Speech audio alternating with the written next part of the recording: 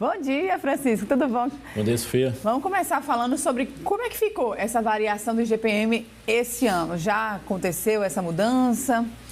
A variação ela ocorre sempre, obviamente, e ela tem flutuado um pouco mais do que outro índice, por exemplo, o IPCA, né, que é um índice que se estabeleceu um pouco mais ao longo dos anos, principalmente no pós-pandemia. O IGP-M, apesar de ainda ser o mais usual, né, ele em alguns momentos flutua um pouco mais, até mais para cima, porque ele acompanha muito a inflação. E aí por isso que é importante que no contrato da alocação esteja bem estipulado qual o índice que vai ser adotado e, obviamente, quais as consequências de um reajuste até um pouco mais elevado. Nada melhor que as partes sentarem para conversar e estipular o melhor índice de reajuste. E normalmente esse índice usado é o IGP-M, né? Mas também existe essa possibilidade de usar o IPCA? IPCA. Qual a diferença entre os dois? E por que esses dois são os índices que são utilizados para cálculo ou recálculo desse aluguel? Porque eles estão ligados à questão da inflação ou do consumo, então eles acompanham muito os preços do mercado. E existem particularidades. Na verdade, o que vai demandar o reajuste, se ele é melhor ou não, é o mercado, é a economia, né? E aí cabe você estar atento, principalmente se você for proprietário do imóvel, a qual melhor índice se adequa. Até o Banco Central tem uma ferramenta disponível que lhe ajuda a fazer esse cálculo para saber, de fato, qual é o melhor reajuste. E, Francisco, normalmente esse valor, esse percentual do IGP-M é de quanto por cento? Ou não existe uma média? Não, existe uma variação. Né? Ele pode ser, inclusive, pode ser até negativo. Né? E aí é até importante ter também no contrato essa previsão que, se ele for negativo, quem está alocando pode até exigir que o valor do aluguel sofra um decréscimo, mas geralmente vem uma previsão de que não sofrerá acréscimo, permanecerá o mesmo valor. Então se mantém ali mesmo que com o valor, com esse IGP-M negativo, né? Isso. E claro que quando é que esse morador, esse locatário, ele pode saber se aquele valor de percentual reajustado ali não foi adequado para o IGP-M, não foi ali abusivo, por exemplo? Na verdade, como está previsto no índice no contrato, e tem que estar um contrato muito bem transparente para não trazer dúvidas quanto à sua aplicação, a própria internet, o Google, né? Você basta dar um Google e você vai saber qual é de fato a média anual que ocorreu para ter aquele reajuste no início do ano, geralmente. É sempre em janeiro? Existe mas vai depender de quando o contrato faz aniversário, digamos assim, né? Depende do reajuste que foi estipulado na data da contratação. E aí você faz uma média pelos 12 meses e vê qual foi o valor a ser aplicado.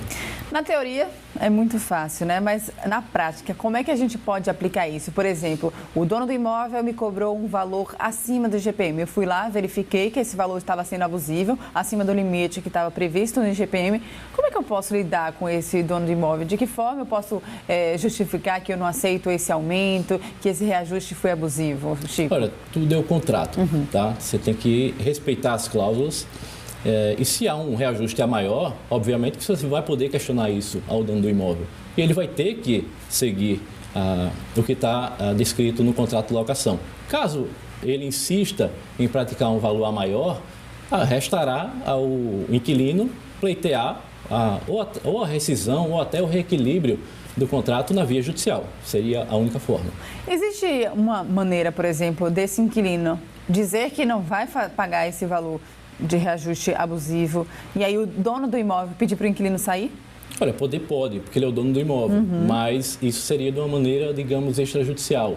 Mas se o inquilino, de fato, quiser permanecer no imóvel, ele tem a ferramenta do judiciário para manter aquele contrato, para manter as cláusulas que foram pactuadas anteriormente. Mas fica mesmo assim muito complicado, né?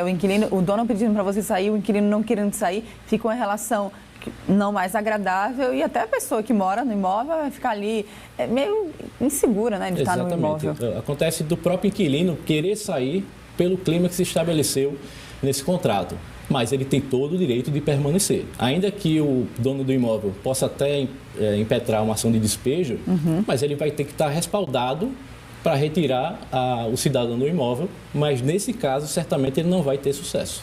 E Francisco, para o telespectador que está assistindo a gente agora e não lembro como é que foi feito o contrato, foi dar uma olhadinha e viu que não estava nenhum índice, não tinha nenhum índice ali previsto no contrato. O que esse telespectador pode fazer?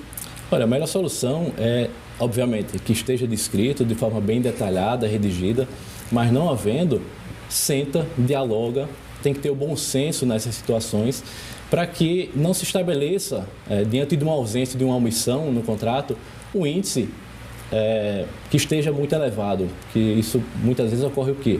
Você perder o seu inquilino, que às vezes é um bom inquilino, um bom pagador, né, que nunca trouxe problemas para você. Então, o bom senso nesse momento é aplicar o melhor índice que seja bom para ambas as partes. Isso vale reforçar, né? Porque essas questões de contrato de aluguel são muito complicadas porque as pessoas elas têm que pagar. Existe um contrato que é previsto ali o pagamento em determinado dia.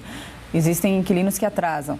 E aí, aquela pessoa, o proprietário do imóvel, tem a má experiência de ter um mau inquilino. Você acabou de comentar sobre essa questão do bom inquilino.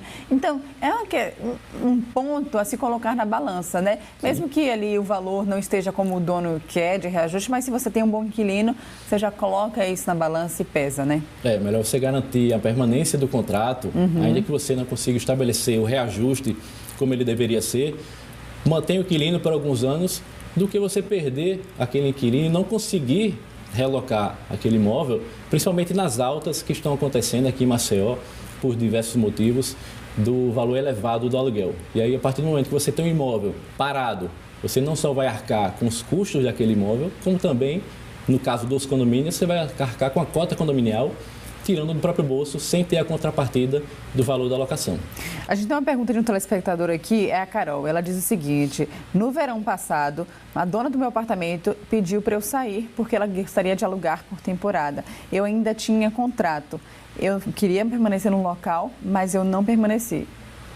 O que ela poderia ter feito nessa situação? Olha, vai depender também do prazo que ela estipulou para o contrato. Pelo que eu estou vendo aí, é um contrato residencial. Que estava vigente também, né? Isso, mas as pessoas costumam ajustar no contrato prazos até menores e com a possibilidade de rescisão.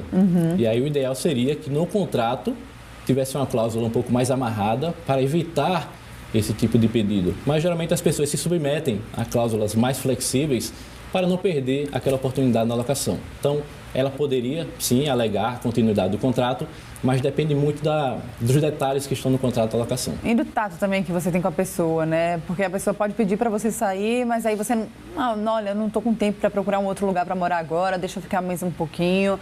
E aí, assim, as pessoas vão conversando, né? Essa questão de aluguel é muito de conversa, né?